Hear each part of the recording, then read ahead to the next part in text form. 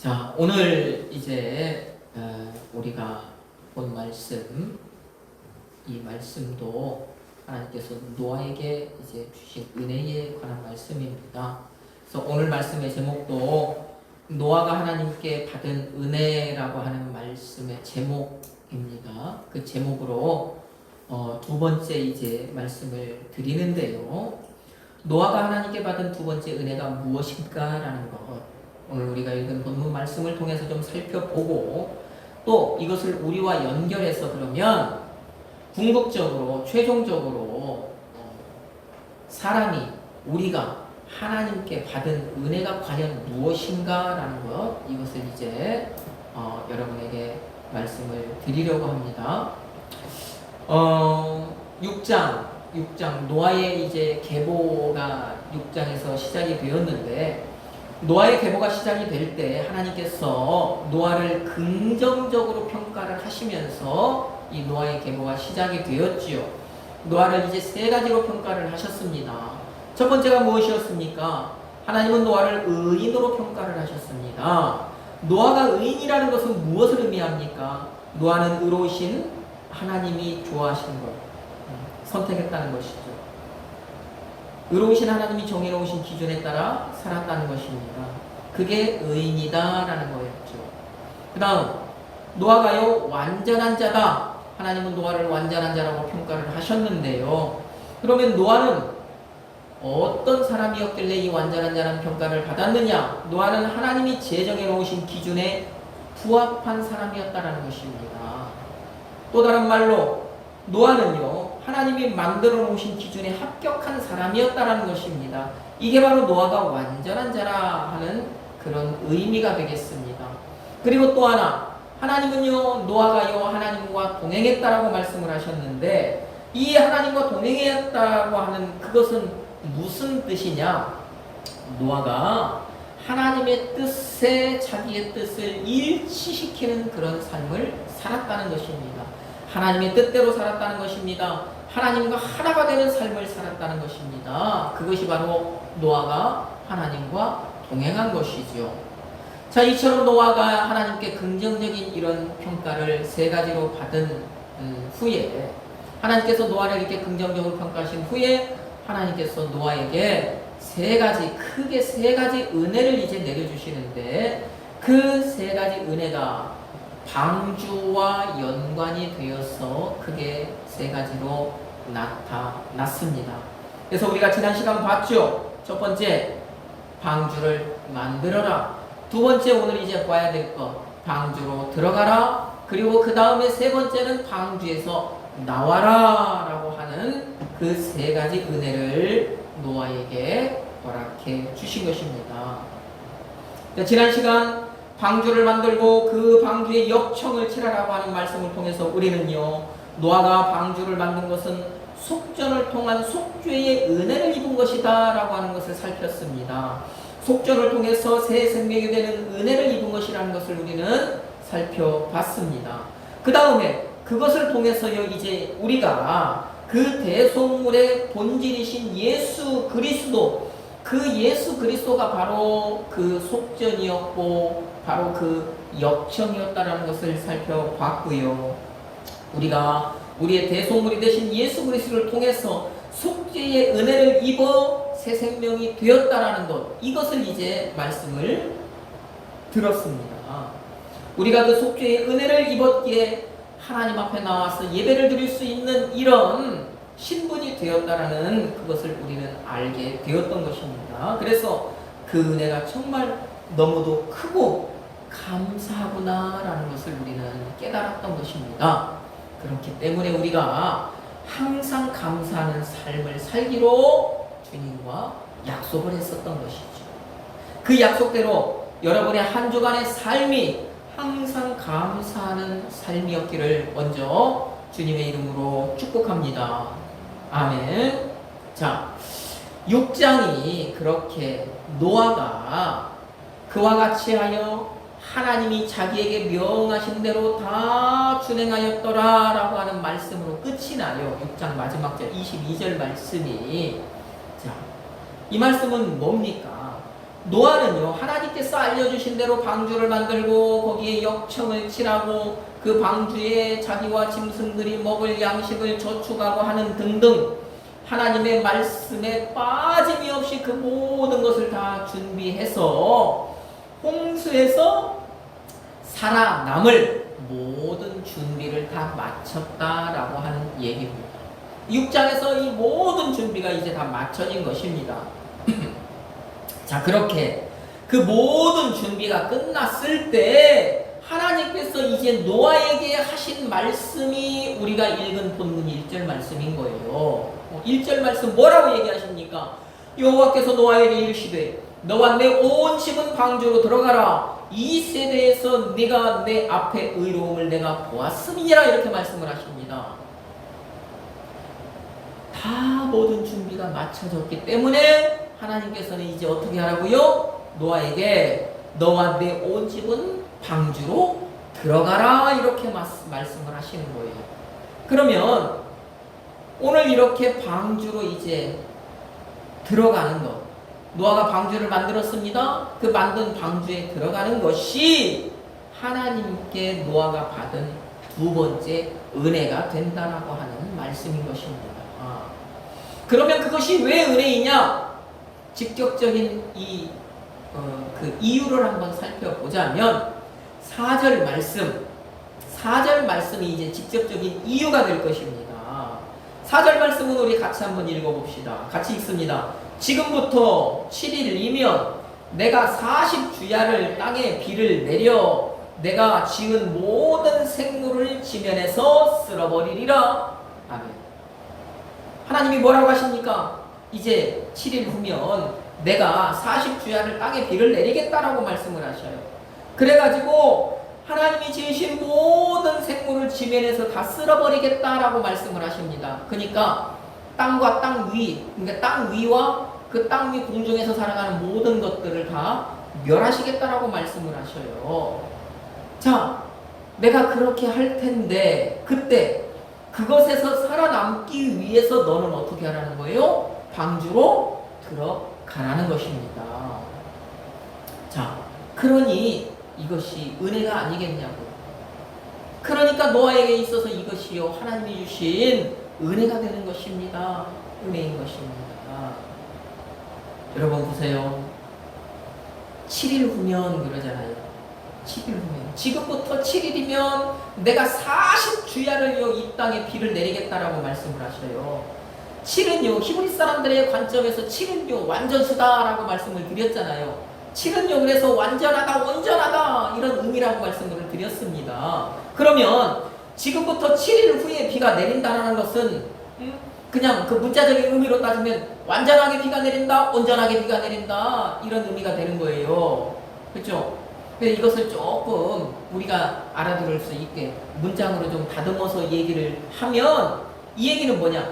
비가 내릴 수도 있고 안 내릴 수도 있다는 얘기가 아니라 100%의 확률로 비가 내린다. 완전하게 내린다. 확실하게 내린다라는 얘기입니다. 확실하게 내린다.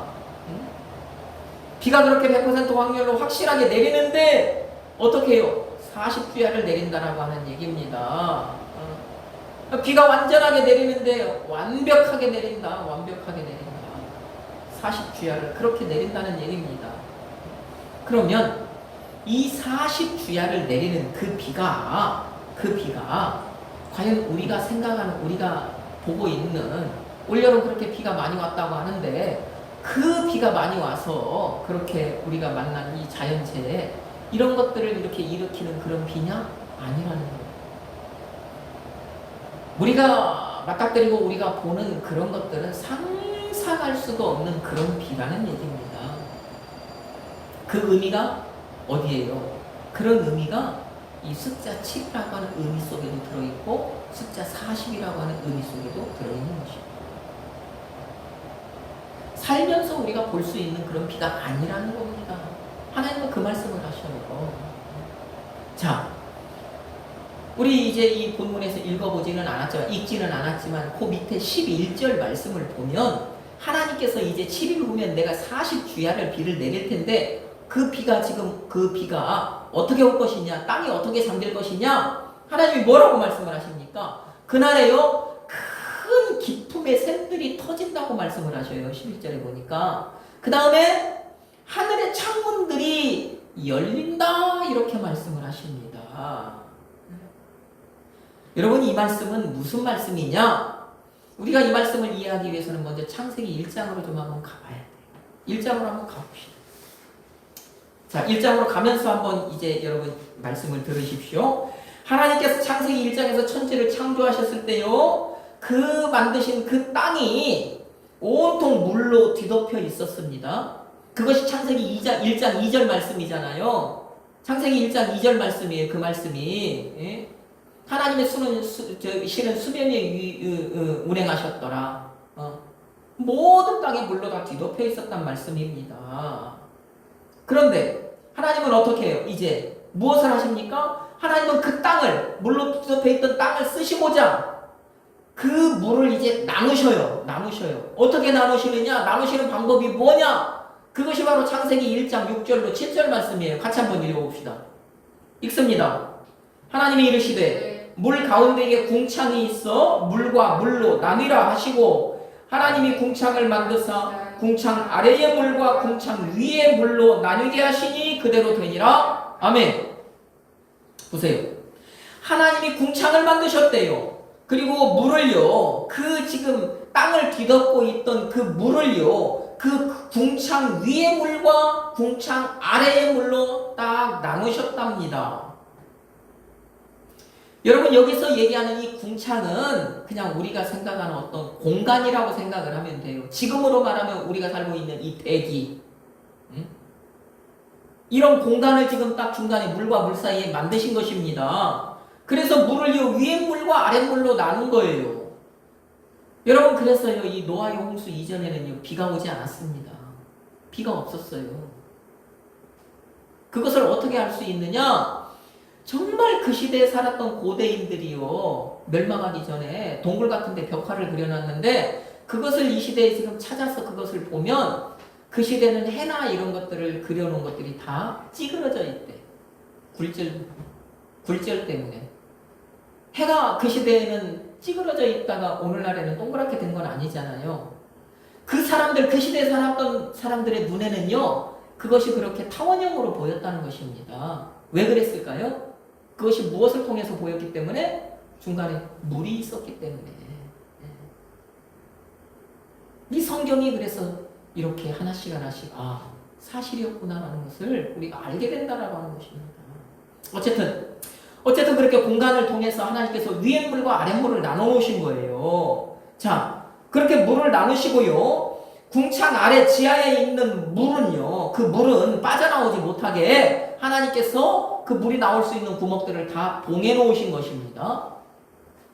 지금 창세기 1장 6절로 7절에서 그 다음에 하나님께서 이제 그 궁창 위에 있는 물, 다시 말하면 하늘에 있는 물은요, 그 물을 하늘로 올려놓으시고 거기에 창문들을 만들어 놓으셨다는 거예요. 7장 11절 말씀에 보니까. 그리고 그 물이 흘러내리지 못하게 창문들을 다 닫아 놓으셨다라고 하는 것입니다. 지금 그 상태로 노아의 시대까지 살고 있었던 거예요. 노아의 시대까지 그 상태가 계속 유지가 되고 있었던 것입니다. 그런데 그렇게 봉해 놓았던 그 물이 40일간 위에서 아래에서 다 터져버린다는 것입니다. 하나님 그렇게 하신다는 얘기예요. 하나님께서요, 땅에 물이 나올 수 있는 구멍, 막아놓으셨던 그 모든 구멍에서 물이 다 터져 나오게 하시고요, 닫아 놓으셨던 그 하늘의 창문들을 다 열으셔가지고요, 그 하늘 위에 있던 물이 다 아래로 쏟아지게 하신다는 얘기입니다.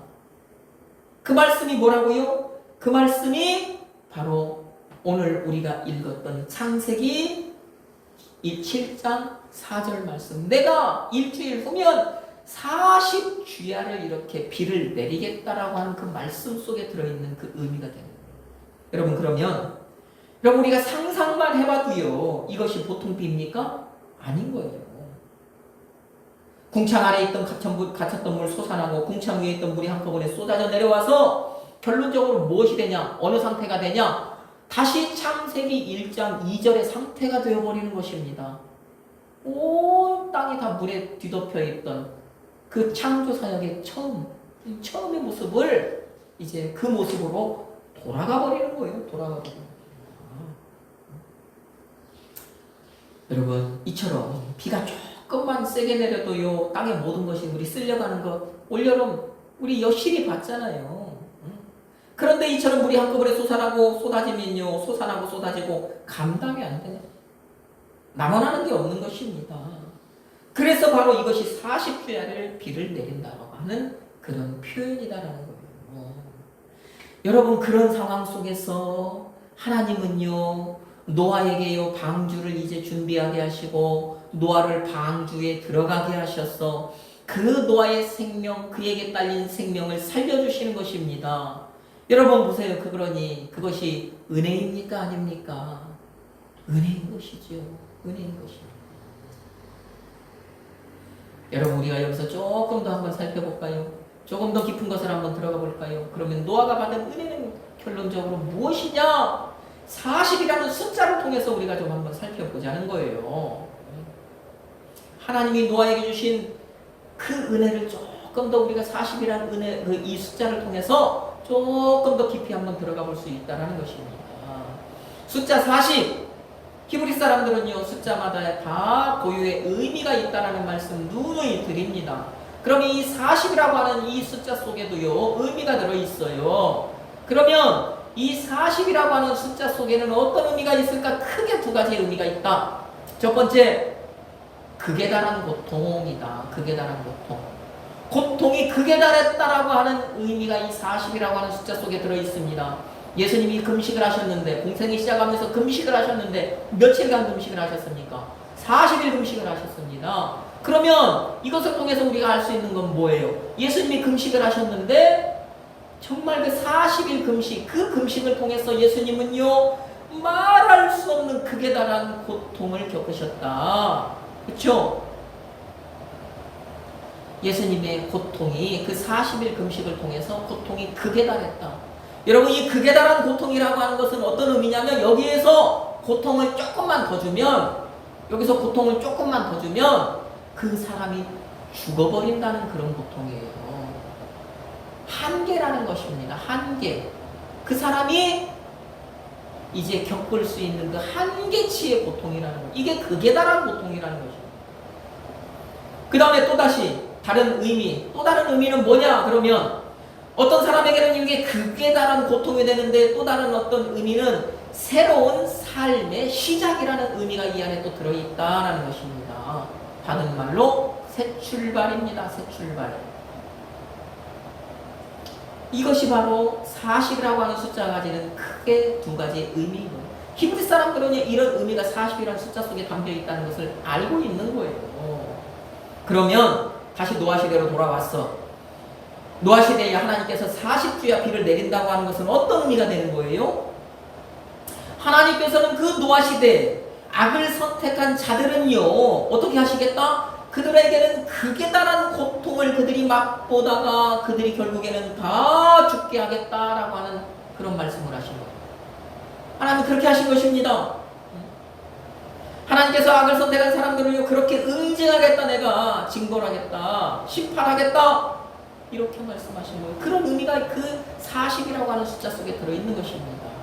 다음에 노아는 선을 선택했잖아요. 그 시대 유일하게 선을 선택한 노아에게는 하나님이 은혜를 베푸셔가지고요, 그 40주야를 내리는 비를 통해서 너는 어떻게 하겠다? 내가 너는 새로운 삶을 시작하게 하겠다. 그 비가 너에게는 새로운 삶의 시작이 되게 하겠다.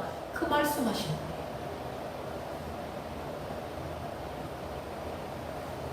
40주야를 내리는 그 비가 너에게는 새 출발을 알리는 신호가 될 것이다. 이 말씀하신 것입니다.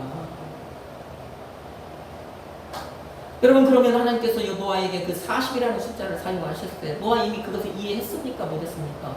이해를 한 거예요. 알아차린 거예요. 40주야를 비를 내린다 하셨을 때 노아는요, 그걸 이해했어요. 아, 이 비가 삶과 죽음과 삶을 나누는 비가 되겠구나. 이번에 내리는 비는 바로 그런 비겠구나. 그 시대 사람들은 비라는 것은 상상을 못했던 시대에 살고 있었다고 그랬어요. 비라는 것이 땅에 내리지 않았으니까, 하나님께서 하늘의 창문들 다 닫아 놓으셨으니까, 비가 없어도요 그 시대에는 모든 사람들이요 그 땅에서 풍족하게 살 수 있었던 그런 시대였기 때문에 상상을 할 수 없었단 말입니다. 하늘에서 물이 떨어진다는 것은. 그런데 노아는 하나님의 말씀을 통해서 그 하늘에서 내려오는 어떤 물이 삶과 죽음을 갈라놓는 것이 되겠구나라는 것을 깨달은.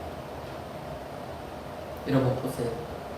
이처럼 하나님께서요 그 비를 통해서 당시 모든 사람을 심판하실 때 악을 선택한 사람에게는요 극에 달하는 고통과 죽음으로 심판을 하셨는데, 선을 선택한 노아에게는요 방주로 들어가서 새로운 삶을 시작하는 그런 심판을 하신 거잖아요.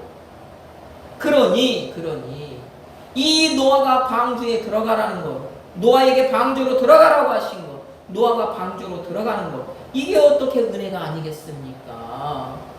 말할 수 없는 은혜인 것입니다. 여러분, 이 구약 성경에는요 예수님에 대한 예표가 많은 곳에서 여기저기에서 여러 가지 형태로 조금씩 보여집니다. 우리가 잘 알고 있는 저 창세기 3장에서부터 그 3장 여자의 후손이라는 것, 그 다음에 가죽옷이라고 하는 것, 그런 것들을 통해서 이미 거기에서부터 보여지고 있잖아요. 네? 여러분, 저 이삭이요 모리아산에 올라갈 때요 그 자기가 번제단 그 올라갈 그 나무를 등에 지고 그 모리아산에 올라가는 거, 예수님이요 자기 십자가를 지고 골고다 언덕으로 올라가시는 것 아닙니까? 하나님께서요 출애굽하는 이스라엘 백성들에게 너희들 유월절 어린 양을 준비해라, 그 피를요 너희들 문 인방과 설주에 발라서 너희들은 죽음을 면하라 하신 것은 무엇을 의미합니까? 예수의 피로 말미암아 예수께서 흘리신 그 보혈로 말미암아 하나님께서 선택한 자들을 구원해 주실 것을 의미하는 것 아닙니까? 여러분, 저 민수기 신명기 말씀, 하나님께서요 저 히브리 사람들에게 너희들 가나안 땅에 들어가거든 가나안 동편의 세계 서편의 세계 뭘 만들려고 하십니까? 도피성을 만들려고 하시죠. 부지 중에 살인한 자가, 그러니까 실수로 살인한 자가 그 성에 들어가서 죽임을 면하게 하라 그러잖아요. 네? 그 도피성이 무엇을 의미해요? 예수를 의미한단 말이에요. 왜요? 그 성에 들어가는 사람은 살아요. 그런데 어떻게 해야 사느냐? 그 성에서 어떻게 해야 살아서 나올 수 있느냐? 그냥 나오면 죽습니다. 그 죽임을 당한 가족들에 의해서 죽어요. 그런데 대제사장이 죽었을 때 그 도피성에서 나오면 사는 거예요. 그럼 그 대제사장이 누굽니까? 우리의 대제사장 되시는 예수 그리스도 아닙니까? 예수의 죽음으로 말미암아 그 예수 안에 있던 사람은 삶을 누리게 되는 것, 생명을 누리게 되는 것, 모형적으로 보여주는 것 아닙니까? 이처럼요 구약 성경에는 그렇게요 이렇게 이 모양 저 모양으로요 예수님의 모습들이요 여기서 조금씩 저기서 조금씩 보여지는데, 오늘 우리가 보고 있는 이 노아의 방주도 마찬가지라고 하는 거예요. 이 방주도 마찬가지로 예수 그리스도를 예표한다라는 거예요. 그러면 오늘 이 방주를 보면서 이 하나님께서 노아에게 은혜를 주신 이 방주를 보면서 우리는 무엇을 봐야 된다라고 하는 것입니까? 예수를 봐야 된다라고 하는 거예요. 보세요. 노아 시대에 하나님이 방주를 만드신, 노아에게 방주를 만들라고 하셨어요. 하나님께서 방주를 만드신 목적이 뭡니까? 그 안에 있는 생명 구원하시기 위함이잖아요. 그 안에 들어가는 생명. 그러면 하나님이 이 세상에 예수를 보내신 것도 무엇 때문에요? 예수 믿는 자, 그 안에 있는 자들, 택하신 자들의 구원 아닙니까? 구원이라는 것입니다. 그래서요 우리가 지난 시간 그걸 본 거 아니에요. 지난 시간 하나님께서 노아에게 방주를 만들려고 하셨을 때 그 방주에 역청을 치라라고 하셨다. 그 역청이 뭐냐? 배 안에 물이 침투해서 그 안에 있는 생명이 멸망당하는 것을 방지하는 1차적인 목적이었다. 그리고 궁극적인 목적은 뭐냐? 예수 그리스도께서 대속물이 되어서 그 예수의 피가 그 예수를 믿는 우리를 구원하여서 우리 새 생명이 되게 하신 것이다 라고 하는 거 우리 살폈잖아요. 그 예수의 피가 대속제물이 되어서 우리가 살았다. 우리가 새 생명이 되었다. 우리 지난 시간 그거 본 것 아닙니까?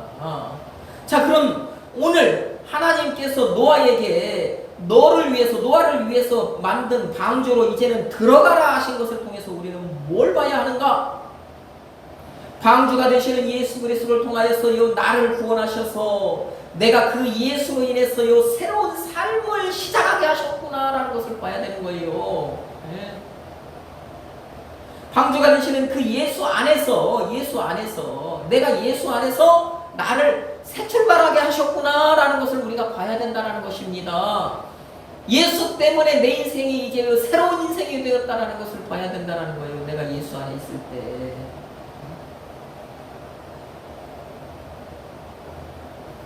에덴 동산을 쫓겨나서 저 에덴 동산에서 쫓겨난 아담 이후로 그쵸? 고통 속에서 살아갈 수밖에 없었던 그 많은 인생 가운데 하나였던 이 나를 예수를 믿어서 그 옛삶을 하나님께서 벗어버리게 하시고 그 예수 안에서 샬롬을 누리는 새로운 삶을 시작하게 하셨구나라는 것을 이 방주를 통해서 우리는 봐야 된다는 거예요. 노아에게 방주로 들어가라 하시는 그 말씀을 통해서 그거 봐야 된다는 거예요. 그리고요 또 뭘 봐야 될까요? 마지막 심판의 때가 있잖아요. 이제 마지막 심판의 때 세상 안에 있는 많은 사람을 하나님께서 불로 심판하셔서 그들이 말할 수 없는 고통을 느끼게 하실 때, 그들에게 그런 고통을 주실 때 예수 안에 있는 나는요 어떻게? 하나님 나라에서 새로운 삶을 시작하는 그 심판. 어떤 심판은 불심판하실 때, 어떤 사람에게 불심판하실 때 나는요 하나님 나라에서 새로운 삶을 시작하게 하는 그런 심판을 하실 것이구나 라는 것을 여기서 우리가 살펴야 하는 것입니다. 네? 여러분 요한계시록 20장 12절 말씀 한번 찾아봅시다. 마지막 심판, 우리가 잘 알고 있는 흰보자 심판, 다른 말로 백보자 심판 살펴봅시다. 요한계시록 20장 12절 말씀입니다. 우리 찾았으면 같이 한번 읽어봅시다. 또 내가 보니 죽은 자들이 큰 자나 작은 자나 그 보좌 앞에 서 있는데 책들이 펴있고 또 다른 책이 펴졌으니 곧 생명책이라 죽은 자들이 자기 행위를 따라 책들에 기록된 대로 심판을 받으니. 아멘. 여러분 여기에는 여러 가지 지금 책들이 등장합니다. 우리는요 그냥 책이 하나의 책이라고 생각을 하는데 마지막 심판이 흰보자 심판의 모습을 보니까 여러 자리에 책들이 펴져 있다 그러잖아요. 그러니까 많은 책들이 있는 거예요. 그러니까 행위 책들, 어떤 상급의 책들 이런 책들이 펴져 있어요. 그런데 그 책과 다르게 다른 한 책이 펴져 있더라. 여러분이 지금 읽은 그 말씀에 보니까 그 책이 있어요. 그 책이 뭔 책이라고요? 생명책이래요. 그러면 요한계시록 20장 15절 여러분이 읽은 그 말씀 아래에 보니까 그 생명책에요 기록되지 못한 자는 어떻게 하냐면 불못에 던져져 버린대요. 그러면 어찌든지 불못에 안 던져지려면 생명책에 기록이 되어야 되잖아요. 불못에 던져지면 영원히요 극에 달한 고통, 그 극에 달한 고통을 맛보게 되는데 그러지 않으려면 생명책에 기록이 되어야 되잖아요. 내 이름이. 그러면 그 생명책에는 어떤 사람의 이름이 기록이 돼요? 그 생명책에 기록되는 사람은 어떤 사람입니까? 다른 사람 아니잖아요. 구원의 방주가 되시는 예수 그리스도를 믿은 사람의 이름이 거기에 기록되는 것 아니겠습니까? 방주가 되시는 예수 그리스도로 구원을 받은 사람이 거룩한 성 새 예루살렘에서 새로운 삶을 시작하는 사람의 이름이 거기에 기록되는 것 아니겠습니까? 그 사람이 바로 누굽니까? 그 사람이 바로 오늘 이 자리에 있는 예수 안에 있는 저와 여러분인 것입니다. 하나님은 오늘 노아에게 방주로 들어가라고 하는 말씀을 통해서 여러분에게 이 말씀을 지금 하시고 계시는 것입니다.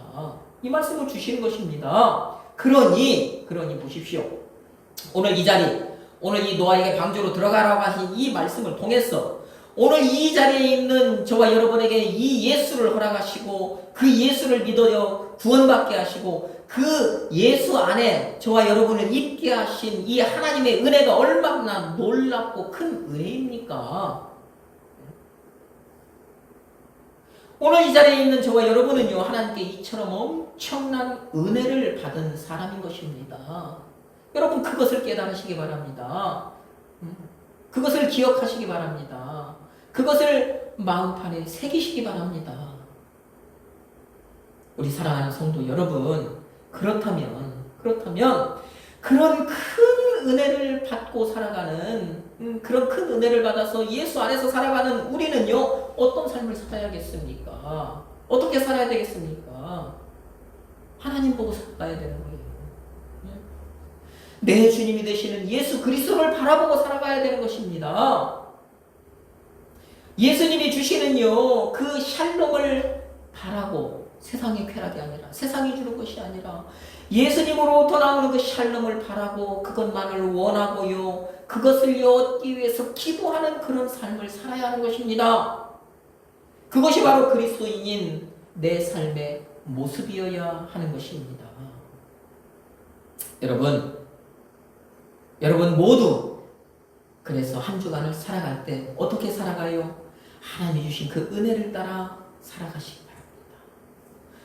하나님이 주신 그 예수를 따라 살아가시기 바랍니다. 그 예수 안에 방주로 들어가시라 하신 그 말씀처럼 예수 안에서 살아가시기를 바랍니다. 그런 삶을 살아가시기를 저와 여러분에게 새로운 삶을 시작하게 하신 예수 그리스도의 이름으로 축복합니다. 아멘.